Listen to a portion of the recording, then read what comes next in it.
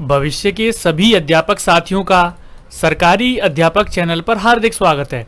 दोस्तों, ईवीएस की पेडागोजी का जो 50 सबसे मोस्ट इम्पॉर्टेंट क्वेश्चंस थे वो मैं आपको करवा रहा था और इसमें हमारी पहली वीडियो हो चुकी है, ये इसकी दूसरी वीडियो है।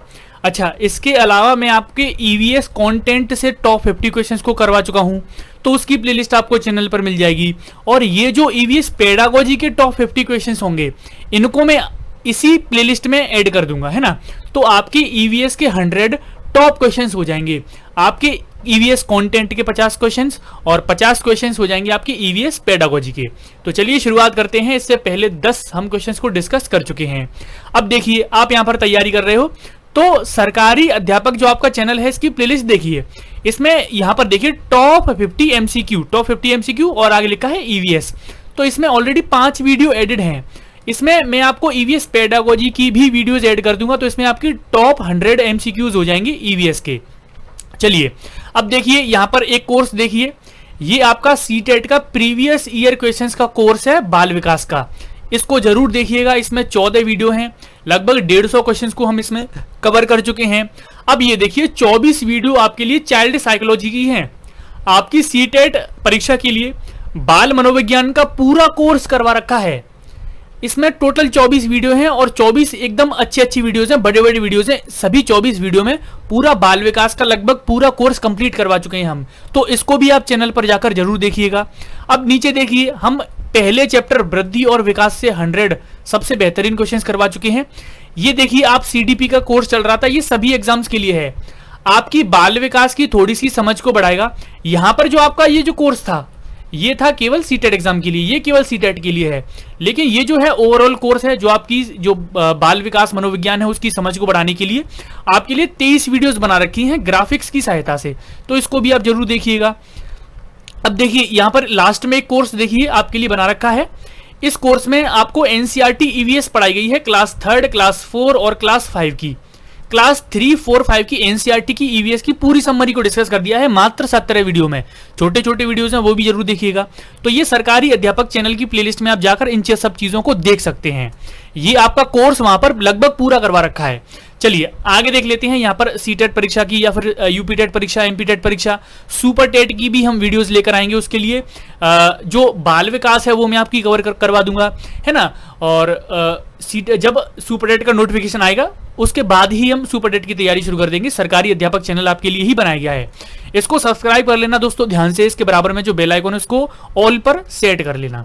चलिए, पहला प्रश्न आपकी स्क्रीन पर है। ललिता कक्षा 3 के शिक्षार्थियों को जानवर हमारे साथी प्रकरण से परिचित कराना चाहती है।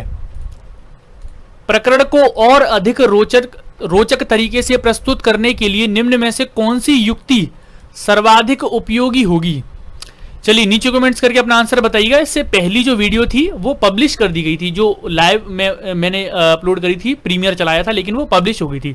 लेकिन ये आपकी प्रीमियर रहेगी और आप सभी को सभी क्वेश्चंस के आंसर करने हैं। नीचे देखिए, ललिता की बात कर रहे हैं, यानी कि ललिता एक टीचर है, कक्षा 3 की टीचर है। देखिए, प्रकरण यानी कि चैप्टर, टॉपिक का नाम क्या है? जानवर हमारे साथी। तो इस चीज को पढ़ाने के लिए इसको और ज्यादा रोचक बनाना है, तो कौन सी युक्ति आप यूज करोगे? भारतीयों को पाठ्यक्रम में जानकारी, जानवरों के दिए गए चित्रों को देखने के लिए कहना, या फिर विभिन्न जानवरों के चित्रों को प्रदर्शित करने वाले चार्ट का प्रयोग करना, विभिन्न जानवरों के चित्रों को श्यामपट्ट पर बनाना, या फिर जानवरों तथा उनकी उपयोगिता पर आधारित फिल्म प्रदर्शित करना। आप मान लीजिए आप एक टीचर हैं, बच्चे को एक टॉपिक पढ़ा रहे हैं कि जानवर हमारे साथी, तो इस चीज का प्रस्तुतिकरण आप कैसे करोगे? किस तरह से, कौन सा सबसे बेस्ट तरीका है इस 4 ऑप्शन में से? चलिए आंसर मैं आपको बता देता हूं और आपने भी आंसर कर दिया होगा। इसका जो सही आंसर है वो ऑप्शन नंबर डी है। ए आंसर नहीं होगा, बी नहीं होगा, सी नहीं होगा, इसका आंसर ऑप्शन नंबर डी। जानवरों और उनकी उपयोगिता पर आधारित उन्हें फिल्म दिखाई जाए। यहां पर ये सबसे बेस्ट आंसर है। देखिए, श्यामपट्ट पर जानवरों के चित्र बना दोगे तो क्या कुछ होगा? उससे ज्यादा नहीं सीख पाएंगे। जानवरों के प्रदर्शित उनका चार्ट बना दोगे तो चार्ट बना के आप जानवरों के बारे में ज्यादा सिखा सकते हो। इससे अच्छा है तो पिक्चर दिखा दो, फिल्म दिखा दो। भारतीयों को पाठ्य पुस्तक में जानवरों को दिए गए चित्रों को देखने के लिए। यहाँ पर बच्चों को ये बोलोगे कि जो पाठ्यक्रम में आपके करिकुलम में जो चित्र हैं उनको देख लो, तो ये भी चीज ज्यादा प्रभावशाली नहीं है। आप क्या करोगे, फिल्म दिखाओगे जिससे बच्चे ज्यादा बेहतर तरीके से जानवरों के बारे में सीख सकें। ऑप्शन नंबर डी आंसर होगा। प्राथमिक स्तर पर पर्यावरण के संरक्षण की संकल्पनाओं के बारे में विद्यार्थियों को संवेदनशील बनाने के लिए नीचे दिया गया कौन सा क्रियाकलाप उपयुक्त नहीं है?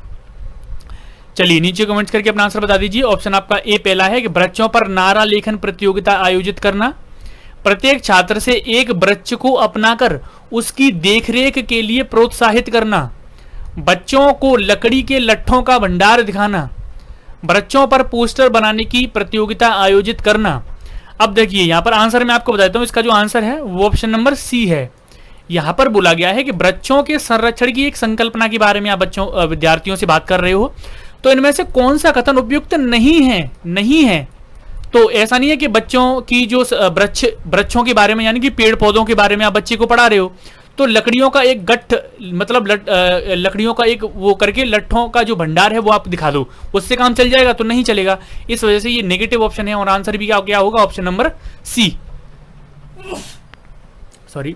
अब देखिए यहाँ पर वृक्षों पर नारा लेखन प्रतियोगिता आप करवा सकते हैं, बच्चों से बोल सकते हैं कि एक जो वृक्ष है उसको अपना लो, उनकी देखरेख करो, या फिर बोल सकते हैं कि पोस्टर प्रतियोगिता का आयोजन भी कर सकते हैं। ऐसा नहीं होगा कि एकदम लकड़ियां लाकर उनके सामने पटक दी और उनसे बोल दिया कि इनको देख लो और आप वृक्षों के बारे में, पेड़ पौधों के बारे में सीख गए, ऐसा तो नहीं होगा। आंसर होगा ऑप्शन नंबर 3 सी।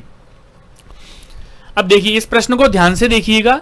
4 भावी शिक्षक कक्षा 5 के विद्यार्थियों के लिए, मान लीजिए प्राथमिक विद्यालय है, कक्षा 5 तक प्राथमिक विद्यालय होता है, 4 भावी शिक्षक, इसका मतलब यह है कि सभी जो स्कूल में टीचर हैं वो सभी के सभी इकट्ठा हो गए हैं। मूल विषय यात्रा पर प्रस्तुतिकरण बनाने के लिए कहा गया, और वो यात्रा जो ट्रेवल वाला है उस पर प्रस्तुतिकरण बनाने के लिए वो कह रहे हैं विद्यार्थियों से। तो प्रत्येक ने निम्नलिखित नीतियों में से किसी एक पर मुख्य रूप से केंद्रित किया। चलिए नीचे कमेंट्स करके आंसर बता दीजिए अपना। यात्रा के लिए सबसे बेस्ट ऑप्शन होगा यात्रा के विभिन्न साधनों विधियों को दर्शाने वाले चार्ट का उपयोग और उनकी व्याख्या करना, पाठ्य पुस्तक की विषय वस्तु के उपयोग द्वारा यात्रा की विभिन्न विधियों की व्याख्या, विद्यार्थियों से यात्रा के विभिन्न साधनों के चित्र एकत्र करके स्क्रैप बुक बनाने के लिए कहना, या फिर विद्यार्थियों से यात्रा उपयोग में किए गए विभिन्न साधनों के अनुभवों का वर्णन करने के लिए कहना। बता दीजिए नीचे कमेंट्स करके अपना आंसर। चलिए यहाँ पर मैं आंसर आपको बताता हूँ। ए नहीं होगा, बी नहीं होगा, सी नहीं होगा, आंसर होगा ऑप्शन नंबर डी। बच्चों ने जितने भी यात्रा के समय साधनों का उपयोग किया है, जितना भी अनुभव किया है, उन सभी का वर्णन करने के लिए आप उनसे कहोगे, है ना। तो ये प्रस्तुतिकरण सबसे बेस्ट होगा। तो 13 वाले का आंसर हो जाएगा ऑप्शन नंबर डी। 1 महीने के लिए बिजली नहीं है, मान लीजिए आपके गांव में 1 महीने के लिए बिजली नहीं है, तो आपका जीवन किस प्रकार प्रभावित होगा? इस प्रश्न को पूछने का क्या उद्देश्य है? मान लीजिए आप एक टीचर हैं, आपने अपने बच्चे से पूछा है कि बेटा कि तुम्हारे गांव में 1 महीने के लिए बिजली नहीं है और तुम्हारा जीवन इससे किस प्रकार प्रभावित होगा। आप जो प्रश्न पूछना चाह रहे हो उसका उद्देश्य क्या है, ये है प्रश्न असली। ये प्रश्न नहीं है, प्रश्न ये है कि आपका इसमें उद्देश्य क्या है प्रश्न पूछने का। देखिए ऑप्शन देखिए, समुचित तरीके से बिजली का प्रयोग करने के प्रति शिक्षार्थियों को संवेदनशील बनाना, बिजली के स्रोतों के बारे में शिक्षार्थियों का आकलन करना, शिक्षार्थियों के कल्पनापरक और चिंतापरक कौशल का विकास करना, या फिर ऑप्शन नंबर डी आंसर होगा शिक्षार्थियों की सामान्य जानकारी का आकलन करना। चलिए मैं आपको आंसर बता दूं, इसका जो सही जवाब है ऑप्शन नंबर 3 है, ऑप्शन नंबर सी। कैसे है? जब भी किसी भी प्रश्न में कोई ऐसी बात बोल दी जाए, कोई भी स्टेटमेंट बोला जाए कि मान लीजिए ऐसा हो, मान लीजिए वैसा हो, तो ये समझ जाना इससे क्या होता है, इससे बच्चों की जो कल्पना शक्ति है उसका विकास होता है, उनकी चिंतन जो कौशल है बच्चे का उसका विकास होता है ना। हमेशा याद रखेंगे। इसमें क्या है, बच्चों से आप पूछोगे कि 1 महीने के लिए बिजली नहीं है, तो वो क्या है, सोचने लग जाएगा। तो जो कल्पना वो कर रहा है उसका विकास हो रहा है, कल्पना परक कौशल का और चिंतन कौशल का उसका विकास हो रहा है ना। इस तरह के क्वेश्चन आपको कभी भी दिख जाएं जिसमें किसी से कुछ बोला जा रहा हो कुछ मानने के लिए कि यदि 1 महीने के लिए ऐसा हो जाए या फिर वैसा हो जाए, तो आप समझ जाना क्या है, ये कल्पना परक क्वेश्चन है। शालिनी कक्षा 5 के शिक्षार्थियों को पोषण पर आधारित प्रकरण से परिचित कराना चाहती है। उन्हें डैश क्या है, श्यामपट्ट पर पाचन तंत्र का आरेख बनाना चाहिए। पोषक तत्वों से भरपूर विभिन्न प्रकार के भोजन के उदाहरण देने चाहिए। विभिन्न प्रकार के भोजन को प्रदर्शित करने वाले चार्ट का प्रयोग करना।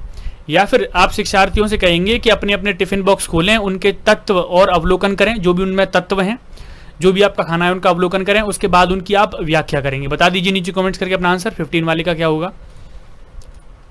चलिए, शालिनी यानी कि एक टीचर है, कक्षा 5 की टीचर है, पोषण के बारे में पढ़ाना चाह रही है, पोषण, न्यूट्रिशन।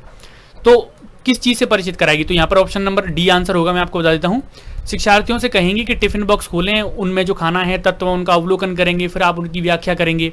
तो ये सबसे ज़्यादा बेहतर है। ऐसा तो नहीं है कि पाचन तंत्र बना देंगे श्यामपट्ट पर। देखिए, कोई भी टॉपिक हो, प्राथमिक स्तर की बात हो रही है, तो श्यामपट्ट पर कुछ बना देना, चार्ट पेपर के माध्यम से बच्चों को चार्ट पेपर के माध्यम से कुछ सिखा देना, तो ये सारे नेगेटिव पॉइंट होते हैं। इनको आप ध्यान रखना, ये सारे के सारे क्या है, नेगेटिव पॉइंट हैं। एक मैं ईवीएस पेडागोजी की वीडियो लेकर आऊंगा जिसमें आपको बताऊंगा कि कौन कौन से नेगेटिव पॉइंट है, कौन कौन से आपके लिए पॉजिटिव पॉइंट है ना। तो चलिए, आंसर होगा ऑप्शन नंबर डी, जिसमें क्या है, बालक स्वयं अपने आप से अवलोकन कर रहे हैं, अपने आप से चीजों को सीख रहे हैं। तो ये ऑप्शन नंबर डी आंसर होगा। प्राथमिक स्तर की अध्यापिका जलाभाव के विषय पर अपनी कक्षा 4 के बच्चों को प्रभावपूर्ण तरीके से किस प्रकार आंकेगी? बताइए नीचे कमेंट्स करके अपना आंसर। बच्चों को जल संरक्षण पर नारे लिखने के लिए कहकर उपयुक्त विषय पर एक लिखित परीक्षा का आयोजन करके। देखिए, लिखित परीक्षा का आयोजन करना अपने आप में बहुत बड़ा नेगेटिव पॉइंट है, हमेशा याद रखना। उपरोक्त विषय पर एक लिखित परीक्षा का आयोजन करके, लिखित परीक्षा ही कट गया है तो फिर दोबारा से परीक्षा तो करानी नहीं हमें किसी भी हालत में। यह पता करके कि उन्होंने अपने दैनिक जीवन में जल की बचत कैसे प्रारंभ की है, या फिर जल संरक्षण के पोस्टर बनाने की गतिविधि। तो पोस्टर बनाना भी मैंने आपको क्या बताया है, नहीं करना है। देखिए, जलाभाव यानी कि जल का अभाव। आप एक टीचर हो, जल के अभाव, जल का जो अभाव है, जल की जो कमी है, उसके बारे में बच्चों का आकलन आप कर रहे हो। तो कक्षा 4 के बच्चों का आकलन आप किस तरह करोगे? आप इसी तरह तो करोगे कि भाई ये पता लगाओगे कि बच्चे जो हैं उन्होंने अपने दैनिक जीवन में जल की जो बचत है वो किस तरह से प्रारंभ की है। जैसे आपने बच्चों को बोला कि पानी बचाना चाहिए, नहीं फैलाना चाहिए, तो उस चीज को देखोगे ना आप आकलन करने के लिए। तो यही आंसर होगा ऑप्शन नंबर सी। 16 वाले का क्या होगा, ऑप्शन नंबर सी। प्राथमिक स्तर पर बच्चे को आकलन करने का सर्वश्रेष्ठ तरीका है डैश का प्रयोग करना। यानी कि प्राथमिक स्तर की बात हो रही है, आप एक टीचर हो, मान लेते हैं आपके बच्चे, आप अपने बच्चों का आकलन करना चाहते हो, उसका सर्वश्रेष्ठ तरीका क्या है? क्या प्रयोग करोगे आप? गृह कार्य प्रयोग करोगे, आप योगात्मक कार्य प्रयोग करोगे, पोर्टफोलियो करोगे, या फिर आवधिक परीक्षाएं करवाओगे उनकी? कैसे आकलन करोगे? देखिए, आकलन करना होता है मूल्यांकन करना, हमेशा याद रखना। थोड़ा सा इनमें डिफरेंस होता है, लेकिन आपकी जो शिक्षा शास्त्र है, पेडागोजी है, किसी भी सब्जेक्ट की हो, ईवीएस की हो, चाहे हिंदी की हो, चाहे बाल विकास की हो, ये जो मूल्यांकन करना है उसी को बोलते हैं आकलन करना। दोनों शब्द एक ही हैं, है ना, याद रखना। तो बच्चे का आप आकलन करना चाहते हो, उसके लिए बेस्ट ऑप्शन है पोर्टफोलियो। पोर्टफोलियो में क्या होता है, बच्चे की हर चीज लिखी रहती है, बच्चे ने क्या सीखा, कितना सीखा, कब क्या सीख रहा है, क्या उसकी रुचियां हैं, क्या क्या उसको पसंद है, क्या क्या उसको पसंद नहीं है, सारा पूरा पोर्टफोलियो में बच्चे के बारे में लिखा रहता है। बच्चे ने जब एडमिशन लिया था तब कितना जानता था और अभी तक उसने कितना सीख लिया, सारी चीज़ें लिखी रहती हैं। तो सबसे बेस्ट तरीका होता है बच्चे का आकलन या फिर मूल्यांकन करने का पोर्टफोलियो। पोर्टफोलियो कभी भी आपको ऑप्शन में दिख जाए, आंख बंद करके आंसर लगा देना। अपने आप में सबसे बड़ा पॉजिटिव पॉइंट है पोर्टफोलियो। अब बच्चे का आकलन करना चाहते हो तो गृह कार्य तो देना ही नहीं है, योगात्मक कार्य भी नहीं देना है। योगात्मक कार्य कहते हैं जैसे पूरा जो आपने सत्र समाप्त किया तो उसके लास्ट में कार्य दे देना, या फिर पूरा आपने सब कुछ कोई भी टॉपिक समाप्त कर दिया तो उसके लास्ट में कार्य दे देना, या फिर आवधिक परीक्षाएं करवाना भी ऑप्शन नहीं होगा, ऑप्शन होगा पोर्टफोलियो। प्राथमिक स्तर पर पर्यावरण अध्ययन में रचनात्मक आकलन डैश को शामिल नहीं करता।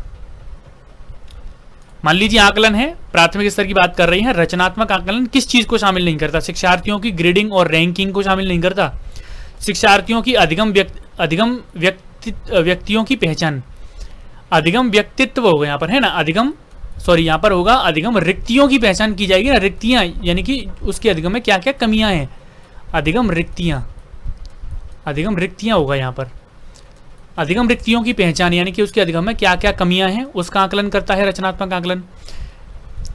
शिक्षण में कमियों की पहचान इस चीज को शामिल नहीं करता है। शिक्षार्थियों को सीखने को बढ़ाना इस चीज को शामिल नहीं करता है। चलिए आंसर मैं आपको बता देता हूं, इसका जो सही जवाब है ऑप्शन नंबर ए है। शिक्षार्थियों की कभी भी ग्रेडिंग और रैंकिंग नहीं डिसाइड की जाती है। अब मैं आपको बता देता हूँ रचनात्मक आकलन क्या है। देखिए, रचनात्मक आकलन उस आकलन को कहते हैं कि कोई भी टीचर जब बच्चों को पढ़ा करने के तुरंत बाद उसका फीडबैक ले लेता है। फीडबैक को हिंदी में क्या कहते हैं? फीडबैक को हिंदी में कहते हैं प्रतिपुष्टि। प्रतिपुष्टि। तो पढ़ाने के तुरंत बाद या फिर चैप्टर खत्म होने के तुरंत बाद उनका क्या है, फीडबैक ले लिया जाए, उसको बोलते हैं रचनात्मक आकलन। ऐसे ही एक होता है योगात्मक आकलन। योगात्मक आकलन। योगात्मक आकलन होता है कि पूरा सत्र खत्म हो गया, उसके बाद में जो बच्चे का आकलन किया जाता है उसको बोलते हैं योगात्मक आकलन, है ना। चलिए, यहां पर आंसर हो जाएगा आपको ऑप्शन नंबर ए। अब बच्चे का आकलन करना है तो शिक्षण में जो कमियां हैं उसकी भी पहचान करेंगे, शिक्षार्थियों के सीखने को बढ़ावा भी देंगे। अधिगम जो रिक्तियां हैं यानी कि अधिगम में जो कमियां हैं उनकी भी पहचान करेंगे आकलन में। आकलन में इसमें कभी भी ग्रेडिंग और रैंकिंग का उपयोग नहीं करेंगे। शिक्षार्थियों का आकलन करते समय पर्यावरण अध्ययन की शिक्षिका को निम्न में से क्या नहीं करना चाहिए। मान लीजिए पर्यावरण अध्ययन की एक टीचर है और बच्चे का आकलन यानी कि मूल्यांकन किया जा रहा है, तो एज ए टीचर वो क्या नहीं करना चाहिए उसको? बच्चे की पूर्व आकलन के साथ तुलना नहीं करनी चाहिए। शिक्षार्थियों की सीखने की क्षमताओं को ध्यान में रखकर सूचना दर्ज नहीं करनी चाहिए। बच्चों के कार्य के केवल कुछ पक्षों पर ध्यान केंद्रित करना, ये चीज़ नहीं करनी चाहिए। या फिर बच्चों के कार्य से संबंधित गुणात्मक उल्लेख करना, ये चीज़ नहीं करनी चाहिए। चलिए बताइए नीचे कमेंट्स करके अपना आंसर। चलिए आंसर मैं आपको बताता हूँ। इसका जो सही जवाब है वो ऑप्शन नंबर सी है। बच्चे के कार्य के केवल कुछ पक्षों पर ध्यान नहीं देना चाहिए, बच्चे के कार्य के सभी पक्षों पर ध्यान देना चाहिए। जब भी बच्चे का मूल्यांकन या फिर आकलन किया जाता है तो सभी पक्षों पर ध्यान दिया जाता है। उसके ज्ञानात्मक पक्ष कैसे हैं यानी कि कितना सीख रहा है, उसके भावात्मक पक्ष कैसे हैं, उसके भाव कैसे हैं, उसके कौशलात्मक पक्ष कैसे हैं, क्या क्या चीज़ें वो सीख रहा है ना। तो सभी पक्षों पर ध्यान दिया जाता है, ऐसा नहीं है केवल एक पक्ष पर ध्यान दिया है। या फिर आप इससे समझ सकते हैं कि आपको ऑप्शन में क्या दिख गया, केवल। अगर आपको ऑप्शन में भी दिख जाए, भी आपको दिख जाए ही, या फिर आपको दिख जाए केवल, तो आंख बंद करके लगभग 90% लगा देना। आंसर जो होता है वो कौन सा होता है, केवल वाला ही नेगेटिव ऑप्शन होता है। ये सारे नेगेटिव ऑप्शन है ना। तो यहाँ पर ऑप्शन आंसर हो जाएगा ऑप्शन नंबर सी। चलिए, ये आपके लिए प्रश्न है, क्वेश्चन ऑफ द डे है ये। और हर वीडियो में जो आखिरी प्रश्न होगा वो मैं आपसे पूछूंगा और इस प्रश्न का जवाब आपको ही देना है नीचे कमेंट्स में। प्रश्न में बोला गया है कि समूह कार्य से पर्यावरण अध्ययन कर रहे बच्चों की सामाजिक व्यक्तित्व विशेषताओं के आकलन के लिए निम्न में से कौन सा उपकरण सर्वाधिक उपयुक्त होगा। यानी कि सामाजिक व्यक्तित्व यानी कि इसको बोलेंगे सोशल पर्सनैलिटी, आप बच्चे की आंकना चाह रहे हो कि किस तरह से क्या काम कर रही है, तो आप कौन सा उपकरण यूज करोगे। और बच्चे कैसे हैं, समूह कार्य में है, समूह कार्य में है, पर्यावरण की क्लास में है, समूह कार्य में है, उनकी सोशल पर्सनैलिटी जानना है। कैसे जानोगे, दत्त कार्य, कागज पेंसिल परीक्षण, मौखिक प्रश्न या फिर निर्धारण मापनी। आप सभी नीचे कमेंट्स करके इसका आंसर बताएंगे और जो सही बताएगा या फिर गलत बताएगा मैं उसको रिप्लाई कर दूंगा। तो दोस्तों ये थे कुछ और 10 नए प्रश्न ईवीएस पेडागोजी की। उम्मीद करता हूँ ये वीडियो आपको जरूर पसंद आई होगी। इस वीडियो को लाइक करें, शेयर करें, पहली बार है तो चैनल को सब्सक्राइब जरूर कर लें। आज के लिए इतना ही, मिलते हैं अगली वीडियो में। धन्यवाद।